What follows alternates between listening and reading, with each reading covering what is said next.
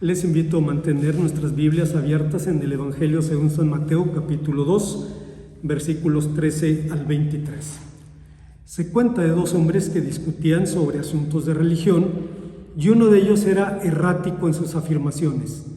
El otro le preguntó: ¿pero usted qué cree? El primero dijo: lo que cree mi iglesia. El segundo le preguntó: ¿pero qué cree su iglesia? Y el otro le respondió: lo que creo yo. ¿Pero qué creen ambos?, le pregunta el segundo, y el primero responde: creemos exactamente lo mismo. Afirmaciones de esta naturaleza no son extrañas, e incluso el teólogo anglicano John Stott afirma que lo que Pablo dice acerca de algunos judíos de su tiempo puede aplicarse a algunos cristianos de nuestro tiempo. En Romanos 10:3 Pablo dice: porque doy testimonio que tienen celo, pero no conforme a ciencia. Y dice John Stott: es bueno tener celo, pero celo sin conocimiento es una situación peligrosa. Es bueno tener entusiasmo, pero se requiere ambas cosas. Se requiere entusiasmo dirigido por el conocimiento y el conocimiento impulsado por el entusiasmo. Esto es especialmente cierto en nuestro tiempo, cuando se afirma que todos los textos sagrados de las llamadas religiones mundiales, del hinduismo, del budismo, del islam, tienen idéntica autoridad moral a la Biblia, cosa que los judíos y los cristianos objetamos apelando al testimonio de la profecía. Nosotros afirmamos que ninguno de los textos sagrados de las religiones mundiales tiene en su favor el peso de la profecía, cosa que los judíos y los cristianos sí podemos señalar respecto a la Biblia. No es raro entonces que Mateo, un autor judío, apelara firmemente a la profecía para identificar al Señor Jesús como el cumplimiento de las promesas mesiánicas. Basados en el texto que acabamos de leer, Mateo 2 del 13 al 23, les invito a considerar el tema que hemos titulado Tres profecías cumplidas. Antes de pensar en las enseñanzas de este pasaje, debemos decir que los evangelios sinópticos tienen características particulares. Por esa razón se afirma que algún evangelio está dirigido especialmente a los judíos, otro está dirigido a los romanos, otro está dirigido a los gentiles en general. En el caso de Mateo, sus frecuentes alusiones a la profecía hablan o dan fe del hecho de que Mateo quería probar la identidad mesiánica del Señor Jesús. Y en este texto que acabamos de leer tenemos el testimonio de tres profecías cumplidas. La primera de ellas es la profecía sobre el lugar del nacimiento del Mesías. Se ha dicho que el Evangelio de Mateo está orientado hacia el pasado, aludiendo a la abrumadora evidencia profética que identifica al Señor Jesús como el Salvador prometido, pero mira al pasado desde un presente ya cumplido. En Mateo, el asunto del cumplimiento de las profecías es el corazón de su argumento, pero como se evidencia en el hecho de que durante su entrevista con los magos de Oriente, Herodes indagó el lugar del nacimiento del Mesías, a lo que los sabios respondieron que sería en Belén de Judea, citando al profeta Oseas. ¿Qué importancia tendría que el Señor Jesús naciera precisamente en esa ciudad? La importancia de este hecho radica en la conexión de Jesús con la tribu de Judá y más específicamente con la casa de David. Desde los albores de la historia del pueblo hebreo, el patriarca Jacob había profetizado sobre sus 12 hijos y había anunciado que la monarquía descansaría en los brazos o en las manos de Judá. También, hermanos, podemos recordar que Dios había prometido al patriarca Abraham en el libro de Génesis capítulo 12, versículos 1 al 3, daré de ti una nación grande, te bendeciré tu nombre y serán benditas en ti todas las familias de la tierra. ¿Qué significan estas palabras? Significan cuando Jacob profetiza que no sería quitado el cetro de Judá ni el legislador de sus pies hasta que viniera Shiloh y a él se congregaran todos los pueblos. ¿Qué significa Shiloh? Aunque en la tradición judía existen varios intentos de explicación de este nombre, algunos autores dicen que significa un regalo para él, otros fidelidad y paz, pequeño niño, etc. Sin embargo, todas estas interpretaciones giran en torno a la figura mesiánica. Estas palabras son un claro alusión al reino del Mesías, pues seguramente el nombre Shiloh significa aquel a quien pertenece, es decir, aquel a quien el reino pertenece. Son una clara referencia a un rey que tendría que ser judío y más específicamente de la casa de David, puesto que Dios había prometido que no faltaría varón que se sentara en el trono de la casa de Israel delante de Dios, como dice Primera Reyes capítulo 8 versículo 25. Es evidente porque el Evangelio de Mateo principia justamente con las palabras: libro de las genealogías de Jesucristo, hijo de David, hijo de Abraham, que encontramos en Mateo 1:1. Tan cercana era la relación del Mesías con David que en múltiples textos del Antiguo Testamento, textos post-davídicos, se identifica al Mesías como David, como encontramos en el libro de Ezequiel capítulo 34, versículos 23 al 24, donde se promete que David, que ya había muerto, pastorearía al pueblo de Israel. Obviamente una alusión al Mesías. Hay una segunda enseñanza que encontramos en este pasaje, y es que es una alusión al regreso del Mesías de la tierra de Egipto. La segunda profecía citada en el contexto del pasaje que nos ocupa se refiere a Oseas 1:1. Cuando Israel era muchacho yo le amé, y de Egipto llamé a mi hijo. En el Evangelio esta profecía fue mencionada en el marco del peligro que amenazaba al niño Jesús, pues Herodes decidió conjurar el peligro que este niño representaba para su reino, entre comillas, un reino que había usurpado. Así que al ser avisado José por el ángel sobre este peligro, este tomó a su familia, huyó de noche rumbo a la tierra de Egipto.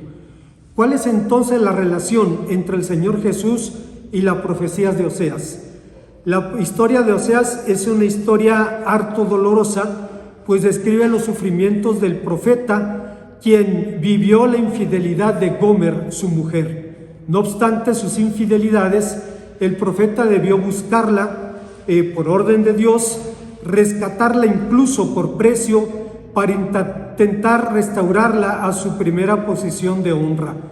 Pero esto no era sino una analogía, una comparación del amor de Dios por Israel, al igual que Gomer se había prostituido y había ido en pos de otros hombres, e Israel también había ido en pos de dioses ajenos. Por esta razón se dice que en ninguna profecía está el amor de Dios más claramente declarado que en Oseas.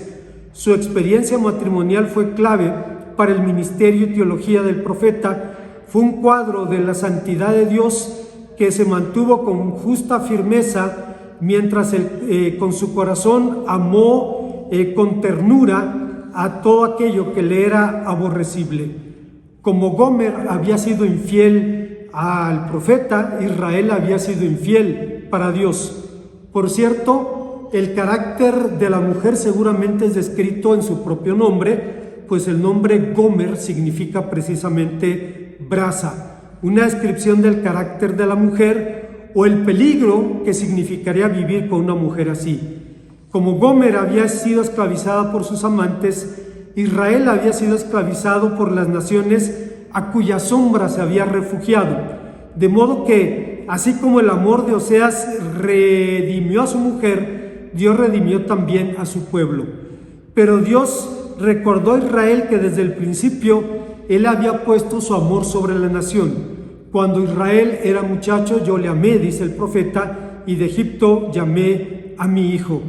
Sorprendentemente, cuando Mateo citó al profeta Oseas, hizo evidente que veía también a Israel como un tipo del Mesías, pues así como un rey cruel, el faraón, había tratado de destruir a Israel, igualmente otro rey cruel, Herodes, había tratado infructuosamente de destruir al niño Jesús. Como Israel fue llamado hijo y fue objeto del cuidado divino para que fuesen benditas en él todas las familias de la tierra, así el Hijo de Dios fue guardado también en aras de su obra redentora. Esto significa que la huida a Egipto no fue un paréntesis accidental en el destino del Señor Jesús, sino un hecho significativo que vinculó su destino con la historia de Israel. Hay una tercera y última enseñanza que encontramos en este pasaje, y es que el texto nos habla de la profecía del significado de uno de los nombres del Señor Jesús. Como señalamos anteriormente, tanto para judíos como para cristianos, la profecía es fundamental para sostener nuestros discursos. Evidencia de esto es que en el judaísmo, la ley de Moisés dice: ¿cómo conoceremos la palabra que el Señor no ha hablado? Si el profeta hablara en el nombre del Señor y no se cumpliera lo que dijo ni aconteciese, es palabra que el Señor no ha hablado, no tengáis temor de él. Dice Deuteronomio 18:21. Y paralelamente, en el clásico discurso evangelizador del Nuevo Testamento, llamado por cierto querigma, tanto la llamada del tiempo prometido como los eventos de la vida, la muerte y la resurrección del Señor Jesús eran vistos como cumplimiento de antiguas profecías divinas, como vemos en múltiples discursos del libro de los Hechos. No obstante, en los casos de la última profecía, de esta última en particular, resulta claro que la cita a la que refiere concretamente el evangelista nos enfrenta a preguntas ineludibles. Cuando dice, como está escrito por los profetas, que sería llamado Nazareno. ¿Por cuáles profetas? Bueno, debemos ser sinceros y reconocer que aquí profetas es un nombre al libro de los profetas y no a varios autores escribiendo sobre el mismo tema.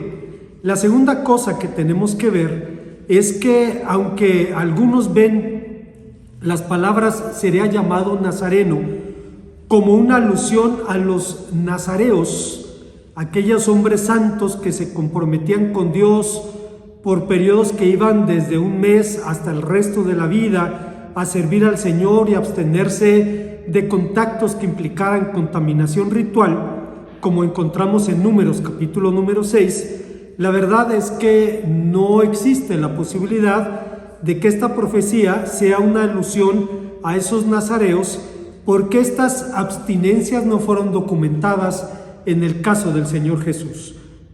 Lo vemos teniendo contacto con cadáveres, lo vemos comiendo, bebiendo vino. De hecho, fue acusado de ser comilón y bebedor de vino, porque la consagración del Señor Jesús no era ritual, sino moral.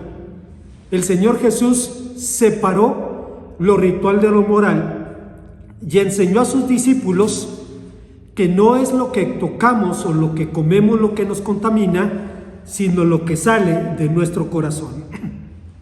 Hay una idea más en torno a este concepto. Otras personas ven el nombre Nazareno como una figura del desprecio o el menosprecio del que el Señor sería objeto de sus adversarios. La verdad es que cuando vamos al Antiguo Testamento encontramos dos figuras del Mesías, la del príncipe del Salmo número 2 y la del siervo sufriente en Isaías 53.